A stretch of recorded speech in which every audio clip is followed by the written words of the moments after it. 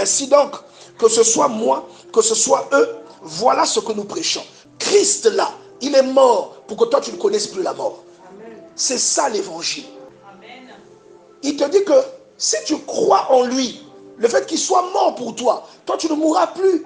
Tu vas te dire, mais pourtant, mon père croyait en Dieu, mais il est mort, on l'a enterré. Je vais te demander, mais qu'est-ce que tu comprends lorsque tu entends parler de la mort? Parce que dans Jean chapitre 11, la même mort, Jésus la qualifie de sommeil.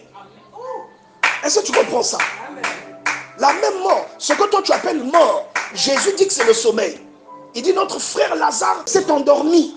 Dans 1 Thessaloniciens chapitre 4, il dit, je ne veux pas, frère, que vous soyez dans l'ignorance à propos de ceux qui se sont endormis. Il ne dit pas mort.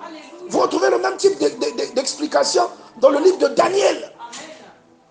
Donc, pour ce que tu appelles la mort, ce n'est pas la mort. La mort, au sens propre, c'est ce que la Bible appelle la seconde mort. Dis avec moi la seconde mort. Voilà pourquoi Christ dit, quiconque croit au moi vivra quand même, il sera mort. Il parle de notre mort de la blague là. Parce que la mort là, il a démontré, Lazare est mort, il est revenu à la vie. La mort là, on a démontré, un type qu'on partait enterré, la guerre s'est déclenchée, on a fait tomber le cadavre, il a touché les ossements d'Élysée, il est revenu à la vie. Ça, c'est pas la mort, c'est le sommeil. Est-ce que quelqu'un comprend ça?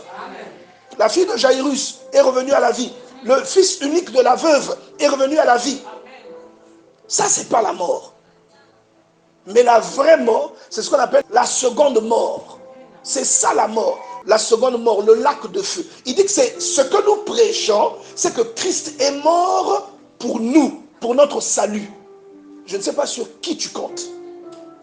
Je ne sais pas sur quoi tu te bases. Mais je te dis que Christ est mort pour tes péchés. C'est pourquoi, pour bien comprendre le contexte, va lire Ésaïe chapitre 53. Va lire Exode chapitre 12. Tu verras les enfants d'Israël dans le pays d'Égypte. Qu'est-ce que Dieu leur dit dans Exode 12? Vous allez prendre un agneau sans tache, vous allez l'égorger, vous allez prendre son sang, vous mettrez sur les linteaux de vos portes. Le sang, c'est l'esprit. Vous retrouvez ça dans Genèse chapitre 14, vous retrouvez ça encore dans Matthieu chapitre 26. Verset 26, qu'est-ce que Jésus fait? Il donne du vin à ses disciples en disant, c'est quoi? C'est le sang. C'est ce qui se passe dans Exode 12. Il leur dit, prenez le sang, mettez sur les linteaux de porte. C'est la vie de Dieu. Et il dit, mangez l'agneau.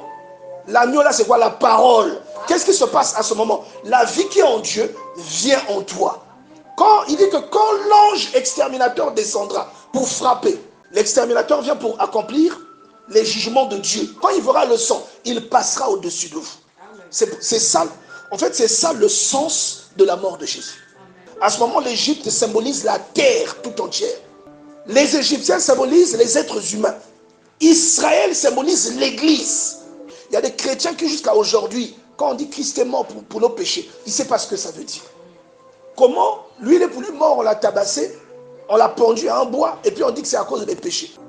En lisant ces choses, vous comprenez ce que Jésus a fait à la croix. Je vous ai enseigné avant tout, comme je l'avais reçu, que Christ est mort pour nos péchés.